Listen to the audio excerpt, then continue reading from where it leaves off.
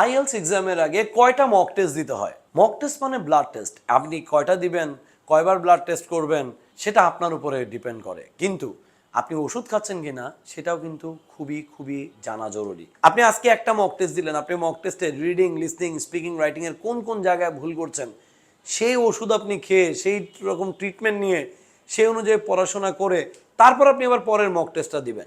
আমি বলি একটা 7 বা 7.5 স্কোর করতে চাইলে যেমন 100 দিনের একটা প্রিপারেশন নিতে হবে, তার সাথে ভাই মক টেস্ট দিতে হবে মিনিমাম 5টা সর্বোচ্চ 10টা। একটা মক টেস্ট এবং আরেকটা মক টেস্টের মাঝখানে একটা 7 দিনের গ্যাপ থাকা উচিত, যাতে সে আগের মক টেস্টে কি কি ভুল করলো সেটা সে কারেকশন করে তারপর পরের মক টেস্ট দিতে পারে।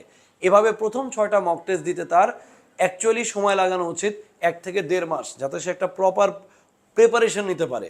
তো যারা 3 মাসের প্রিপারেশন নিচ্ছে 2 মাস পর থেকে তারা মক দেওয়া শুরু করবে। লাস্টের 4টা মক টেস্ট 1 সপ্তাহে দিয়ে রেজিস্ট্রেশন করে তারপর সে পরীক্ষা দিবে। যাদের হাতে একদমই সময় নেই, যাদের হাতে অফুরন্ত সময়, তারা যে জায়গায় কোর্স করুক, যেভাবে প্রিপারেশন নিক, 100 দিন প্রিপারেশন নেওয়ার পরে 10টা মক টেস্ট তারা 2 মাস ভরে দিবে।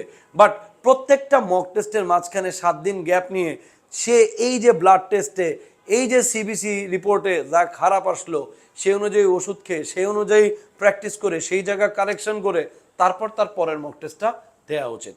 Thank you very much.